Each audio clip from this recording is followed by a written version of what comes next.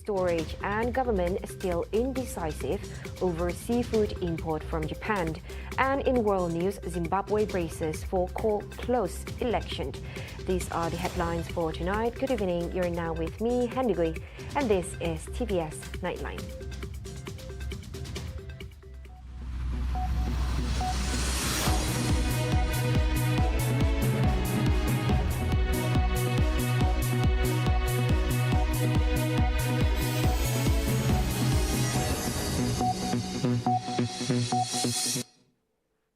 Early parliamentary results in Zimbabwe showed the ruling party and the main opposition neck and neck on Friday, after an election in which President Emerson Mnangagwa's ZANU-PF party was widely expected to maintain its 43-year grip on power. Presidential results have yet to be announced after Wednesday's vote, which was extended into Thursday in some neighborhoods due to late printing of ballot papers. 80-year-old Mnangagwa is seeking re-election at a time when the Southern African country is grappling with soaring inflation and high unemployment, with many Zimbabweans reliant on dollar remittances from relatives abroad to make ends meet. His main challenger is 40-year-old lawyer and pastor Nelson Chamisa. Zimbabwe's chances of resolving a debt crisis and obtaining World Bank and International Monetary Fund loans are at stake, as foreign lenders have said a free and fair vote is a precondition for any meaningful talks. The government and the Electoral Commission has promised a clean election, but some political analysts have said it is likely to be heavily skewed in Mnangagwa's favor based on his party's history of using state institutions to manipulate results. ZANU-PF Secretary for Finance Patrick Chinamasa said on Thursday that the ruling party was on course to achieve a two-thirds majority in the National Assembly. Results from the presidential election are expected within 5 days of voting. Following the release of treated radioactive water from the Fukushima nuclear plant into the Pacific Ocean, the Malaysian government is yet to decide whether to impose restrictions on seafood imports from Japan. Minister of Agriculture and Food Security, Dato' Sri Mohammed Sabu, said the Health Ministry and environmental experts are conducting a study to determine any potential danger before the government decides on the matter. He added that the government is now focusing on the security of food supply, especially rice, in response to early warnings from countries like India and Vietnam that may increase prices of rice or stop exporting altogether. As such, early preparations must be made to ensure an adequate rice supply through new technology and research, as Malaysia currently imports 35% of its rice needs. Earlier, it was reported that several countries, such as China and Hong Kong, decided to suspend seafood imports from Japan as Tokyo began discharging treated radioactive water into the sea on Thursday. The Sarawak government is committed to conduct extensive studies and assessments of diverse carbon storage options that best suited with the state's coastal geology. Premier of Sarawak, Dato' Patinggi Tan Sri Aban Johari Tun Openg, noted that the studies are needed following questions about the effectiveness of injecting carbon into empty oil wells. But whatever it is, the policy must be there for us to make use of our geological advantage to store carbon. Because it's not easy to submit because the environment must be there, particularly the geological structure of our soil. And the other one is they are on North Sea, and then there is a difference in terms of water level or the depth or the draft of water, because we are in the continental shelf and we are. The shelf is gradient is like that, regular. So there could be other option. I mentioned about barges, flat bottom barges that can be used to store carbon before it is injected. Abang Johari told this to reporters at a press conference in Oslo, Norway on Thursday. Meanwhile, he also highlighted the state government's intention to identify cutting-edge technologies for determining optimal carbon storage locations, both on land and offshore.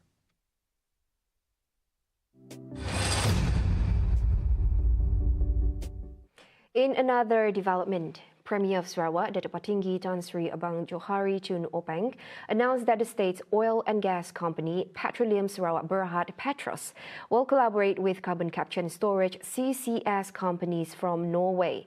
He said these aim to drive the development of the green sector in Sarawak. They are basically solution provider, perhaps with the input that we get. Though they got the data based on perhaps United Nations data or other source of data, but maybe the data from our region is not updated, maybe, but that's where we can have, the various input during my visit here. We go back and we will discuss further. And as Petros is our resource manager on CCS, we have to discuss with Petros and do more research on it. Still on the same sentiment, the state government is actively pursuing educational collaboration with Norway, with the intention to send Sarawakian students to pursue higher education opportunities in the country. State's Premier Datuk Patinggi Tan Sri Abang Johari Tun Openg envisions a future of local experts in carbon capture and storage (CCS) in Sarawak, thus boosting the development of the CCS sector in the state. Yeah, I have discussed with my Deputy Premier as well as our SS that we have to send our students here so that our students can learn more how the technology is being improved in Norway. But in terms of technology, Norway is very advanced.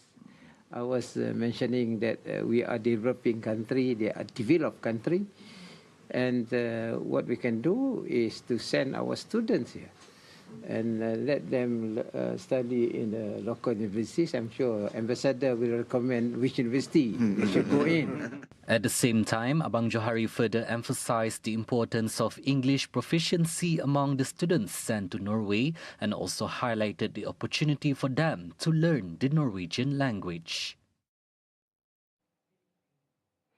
Now, the state is predicted to be an aging state by 2028, 2 years ahead of other Malaysian states that have been projected to hit the status by 2030.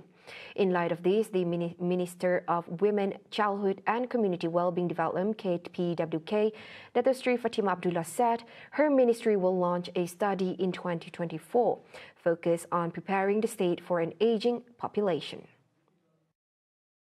So this time, for 2023, for social well-being index, and then for the aging that 2024 start, we must make sure that it covers the whole breadth of Sarawak. Sebab Sarawak negeri yang luas, kemudian ianya terdiri daripada 45 bahagian. 45 daerah. The district level is very, very important. Sebab district kita besar. She said this during the Bestari Discourse program on aging issues in Sarawak Series 2 2023 in Miri on Thursday. The 3 universities involved in the study are Curtin University of Technology, Sarawak University of Technology and Swinburne University, covering the north, central and southern regions. As such, Fatimah expressed hope that a comprehensive and integrated plan can be achieved through the relevant studies to address aging issues in Sarawak with the help of various agencies, institutions, organizations and departments. Now, 10 positive rabies cases affecting animals have been reported in Sarawak since August 10th. Director of the Department of Veterinary Services Sarawak, TVS, Dr. Adrian Susin Ambut said, of the total, 4 cases were detected in Kuching, 1 each at Jalan Selangan Batu, Taman Hui Sing, Milan Square, Jalan Wan Alwi, and Jalan Chawan. In light of this, Dr. Adrian said the department, local councils, the Sarawak Security and Enforcement Unit, as well as the State Health Department, have been actively monitoring the rabies situation in Sarawak.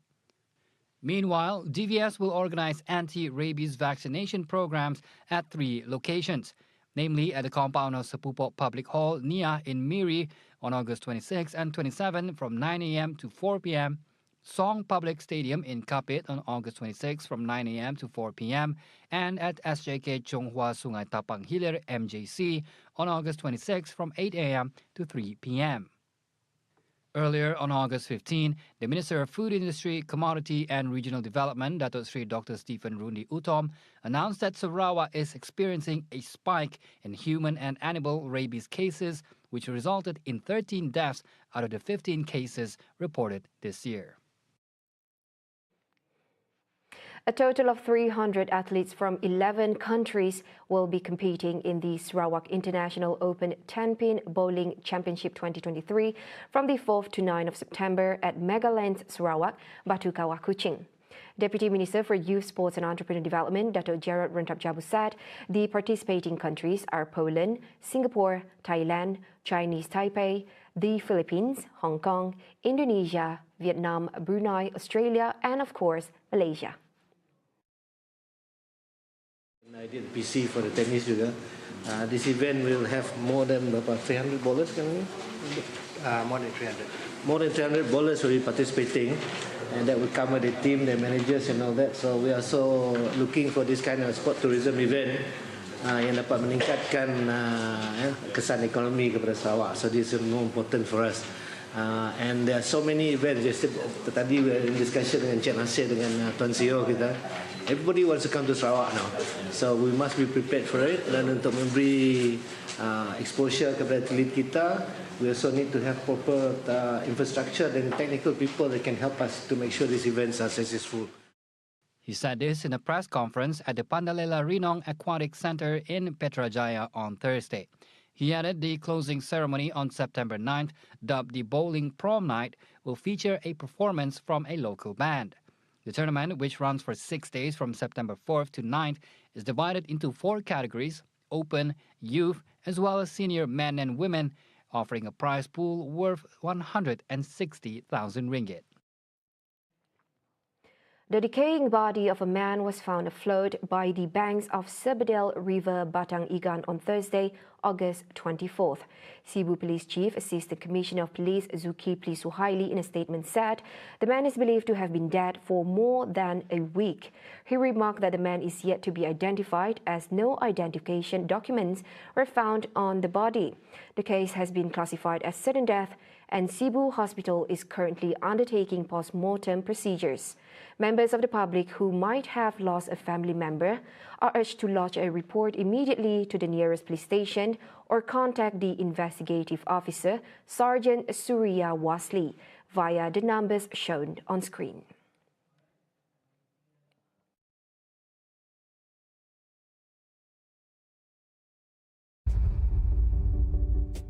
We'll be taking a short break. Coming up next, Sarawakian-born designer Andy Sulaiman makes comeback for KLFW 2023. And in world news, Putin breaks his silence over plane crash that killed mercenary leader. Right here on TVS Nightline, stay tuned.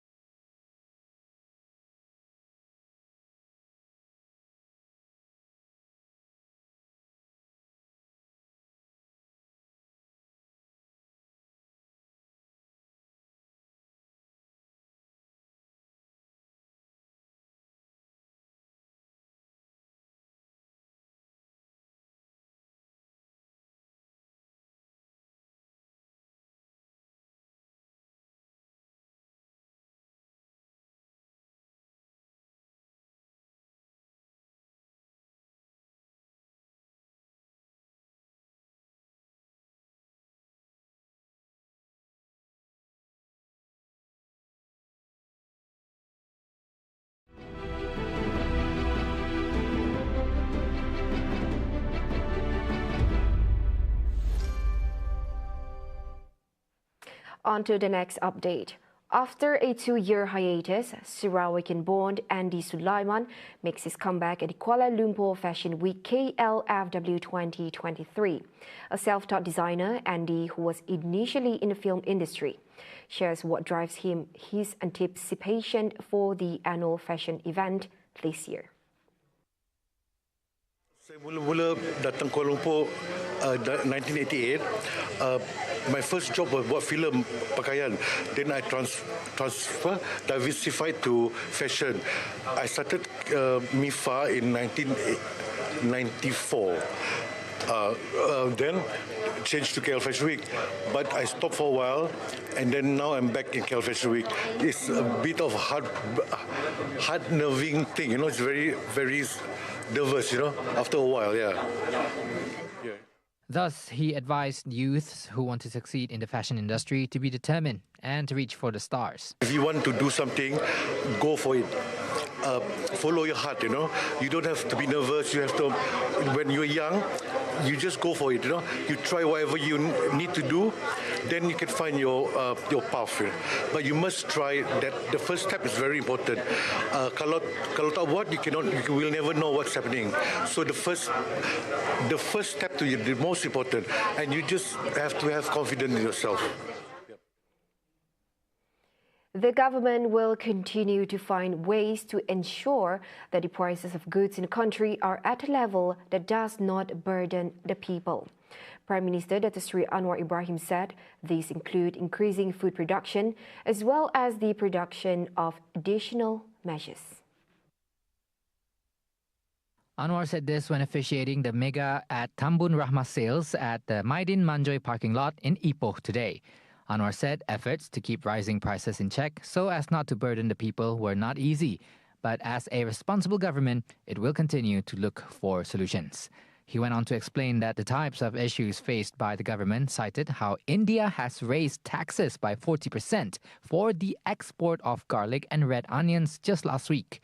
Hence, Anwar said this would also mean that the government would need some planning for the future, such as to ensure higher domestic production to rely less on imports. The Federal Ministry of Education, MOE, is paying close attention and commitment to education in Sabah and Sarawak, especially on students' welfare and the upgrading of dilapidated schools.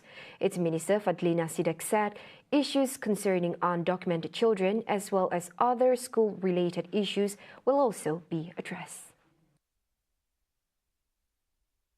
Ini adalah antara isu-isu yang dibangkitkan di dalam Dewan, khususnya yang terkait rapat dengan sekolah daif, semalam kanak-kanak tanpa dokumen, tanpa warga negara, dan kepentingan dan keperluan kebanyakan sekolah-sekolah di Sabah dan Sarawak. Jadi tindak susul ini juga yang kedua adalah untuk memberikan keutamaan kepada isu-isu sekolah di Sabah dan Sarawak sebagaimana komitmen di peringkat Kerajaan Persekutuan, dan ketiga adalah untuk kita sama-sama, khususnya dalam ekonomi madani disebut tentang partisipasi komuniti. Jadi ini antara perkara lain juga yang kita bawa sinergi semua komuniti khususnya. She said this after visiting Sekolah Kebangsaan Bangau-Bangau on Friday. Fadlina is on an official working visit to Tawau Kuna and Semporna districts, which ends today, for Parliament's follow-up program, PTS, for access to education for children and non-citizen children. In Sabah, a total of 315 dilapidated schools are in dire need of repairs and upgrades. Fadlina said that her visit this time differs from other framework programs, as PTS is about issues raised in Parliament for the interests and needs of schools in Sabah and Sarawak.